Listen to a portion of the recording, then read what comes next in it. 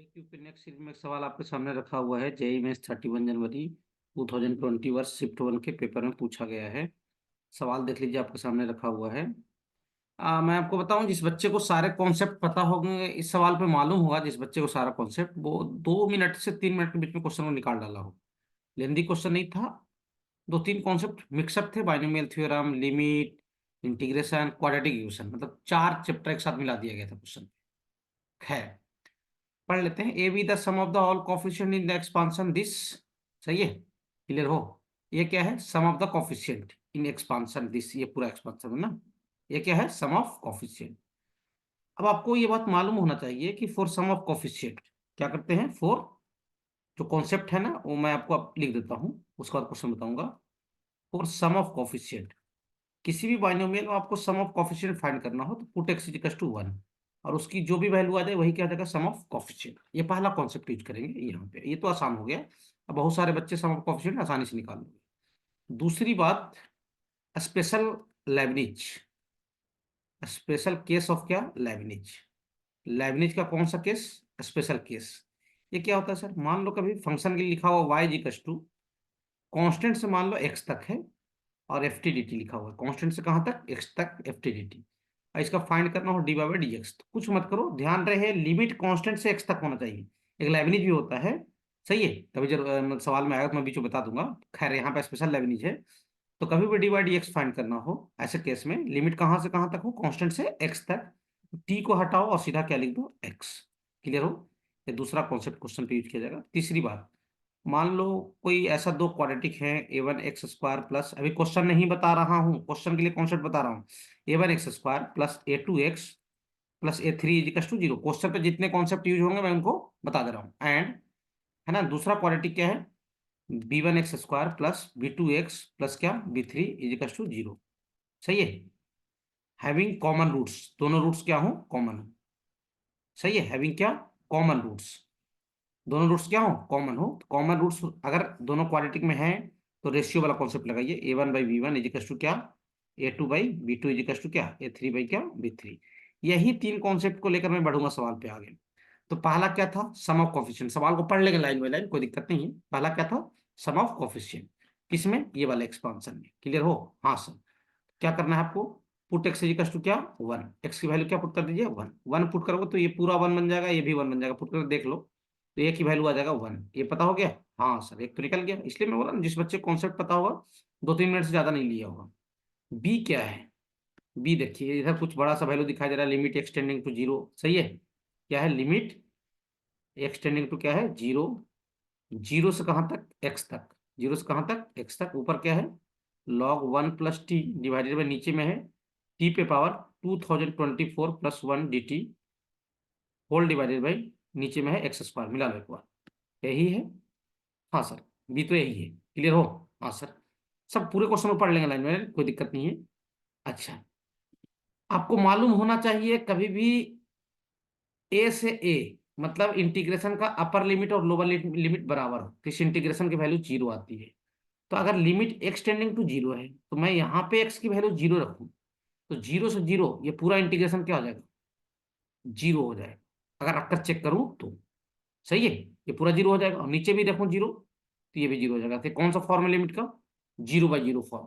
और zero by zero form में आप Leibniz sorry L hospital rule use करते हो। क्या यूज करते हो? L hospital rule. L hospital rule क्या होता है? मालूम है कि न्यूमरेटर को अलग डिफ्रेंशिएट करो, डिनोमिनेटर को अलग करो। किसमें? एल हॉस्पिटल रूल में। न्यूमरेटर को अलग और डिनोमिनेटर को अलग। तो न्यूमरेटर को करूंगा लाइबनिज थ्योरम के हेल्प से। देखो ना, कांस्टेंट से कहां तक है? लिमिट एक्स तक है। तो कांस्टेंट से एक्स तक है, तभी भी मैंने आपको बताया कि लिमिट कांस्टेंट से एक्स तक रहे। डिफरेंशिएशन करना हो तो कुछ मत करो, टी हटाओ और क्या लिखो? एक्स लिखो टी के जगह पे, और इंटीग्रेशन हटा दो। हाँ सर, अपन भी वही काम करते हैं। ऊपर से जहां जहां टी है, टी की जगह पे एक्स लिख दूंगा, लॉग 1 प्लस एक्स, और डिवाइडेड बाई ये वाला एक्स पे पावर क्या? 2024 प्लस क्या हो जाएगा? 1। और डिनोमिनेटर को अलग से डिफ्रेंशिएट करो, इसका डिफ्रेंशिएशन क्या आ जाएगा? 2x। अच्छा, हाँ सर। अब सुनो ध्यान से, तो b की वैल्यू क्या हो गया? Limit X tending to zero. सही है, कोई दिक्कत नहीं sir. Log 1 plus X by X को एक साथ लिखिए, और एक बच गया 1/2 इंटू एक्स पे पावर क्या? 2024 प्लस क्या? 1। ये समझ में आ रहा कैसे लिखा हूं? ध्यान देना। ये वाले वैल्यूज, ये वाला, ये जो है इनको एक साथ लिख लिया, और टू को और इसको एक साथ अलग कर दिया इधर। क्लियर हो? हाँ सर। अब आप लिमिट में पढ़े होंगे कि limit X tending to zero, जो समझदार बच्चा होगा वैसे ही इसका आंसर पे बता दिया होगा बी का, है ना? ये तो मैं समझाने के लिए तुम इतना लेके जा रहा हूँ।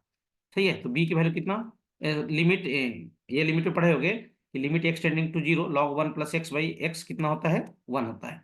ये वैल्यू तो वन हो जाएगा। हाँ सर, ये वैल्यू कितना हो जाएगा, वन। तो ये वन हो जाएगा यहाँ पे, तो वन इंटू वन, और यहाँ कितना रहे, ये टू, और यहाँ रखो जीरो, तो ये भी हो जाएगा वन। तो बी की वैल्यू कितना आ गया, वन बाई टू। सही है? हाँ सर। तो बी हमें पता हो गया कितना, वन बाई टू। तो शायद क्वेश्चन में बी नहीं, टू बी का यूज किया गया है। देखो ना यहाँ पे, टू बी, ये देखो यहाँ पे, कहाँ पे, यहाँ पे, तो टू बी ही फाइंड कर लेते हैं सीधा। हाँ सर। तो टू बी कितना आ जाएगा सर, वन आ जाएगा। क्लियर हो? हाँ सर। टू बी वन आ गया और ए वन आ गया। क्लियर हो? अब क्वेश्चन का तीसरा लाइन पढ़िए। क्या बोला जा रहा है कि C X square plus D X plus E equals to zero. पहला क्वाड्रेटिक क्या है, C X square plus D X plus E बराबर जीरो। और दूसरा क्वाड्रेटिक क्या है साहब, दूसरा है sir two B X square plus A X plus four. Two B X square plus A X plus four बराबर जीरो। ये सेकंड इक्वेशन है। Having a common roots, having a क्या, कॉमन रूट्स। एक रूट क्या है इनका, common है। लेकिन आपको कॉन्सेप्ट पता है सर, दोनों रूट्स कॉमन के लिए मैं प्रूफ कर देता हूँ, इसके दोनों रूट्स कॉमन है। फिलहाल एक रूट तो कॉमन बोला गया है। क्लियर हो? हाँ सर। तो सबसे पहली बात, ये वाले इक्वेशन में क्या करो, बाई सेकेंड टू बी की वैल्यू रख लो। टू बी रखो तो कितना, टू बी वन रखोगे। हाँ सर। सही है, टू बी वन, तो ये बन जाएगा एक्स स्क्वायर, और ये की वैल्यू कितना, वन, ये बन जाएगा एक्स प्लस फोर बराबर क्या, जीरो। ये बन गया सेकेंड। क्लियर हो? हाँ सर। अब सुनना ध्यान से, इसके रूट्स फाइंड करोगे, इसके, इस इक्वेशन के, तो इसका डिस्क्रिमिनेंट आ जाएगा जीरो से छोटा। मतलब इसके रूट्स क्या हैं, रियल नहीं है। रूट्स क्या है, कॉम्प्लेक्स है। रूट्स क्या है, कॉम्प्लेक्स है, मतलब ऐसा कुछ, ऐसा अल्फा प्लस आई बीटा टाइप का। फाइंड नहीं करूंगा। तो ध्यान रहे, ये कॉन्सेप्ट होता है क्वाड्रेटिक, आप नहीं जानते हो तो मैं जो बोल रहा हूँ उसको नोट कर लेना। अगर किसी भी पोलिनोमियल के या क्वाड्रेटिक के सारे कोफिशिएंट्स रियल नंबर हुए, जैसे यहाँ देखो, यहाँ वन और यहाँ भी वन और यहाँ भी फोर, सारे कोफिशिएंट्स रियल नंबर हुए, और अगर उसके रूट्स कॉम्प्लेक्स हैं, तो कॉम्प्लेक्स रूट्स पेयर में एग्जिस्ट करते हैं। काय में एग्जिस्ट करते हैं, सॉरी, कॉन्जुगेट पेयर में एग्जिस्ट करते हैं। मैं लिख दे रहा हूँ क्या बोल रहा हूँ उसको, कि इफ कोफिशिएंट ऑफ क्वाड्रेटिक या पोलिनोमियल, जो भी लिखना लिख लो, कोफिशिएंट ऑफ क्वाड्रेटिक आर क्या, रियल। सही है? क्वाड्रेटिक के सारे कोफिशिएंट क्या है, रियल है। देन अगर उसके कॉम्प्लेक्स रूट्स हुए, then complex roots exist in conjugate pair. बोलो भाई साहब, कॉम्प्लेक्स रूट्स कहाँ में एग्जिस्ट करेंगे, कॉम्प्लेक्स रूट एग्जिस्ट इन क्या, कॉन्जुगेट पेयर। ये पेयर आएगा यहाँ पे। क्लियर हो?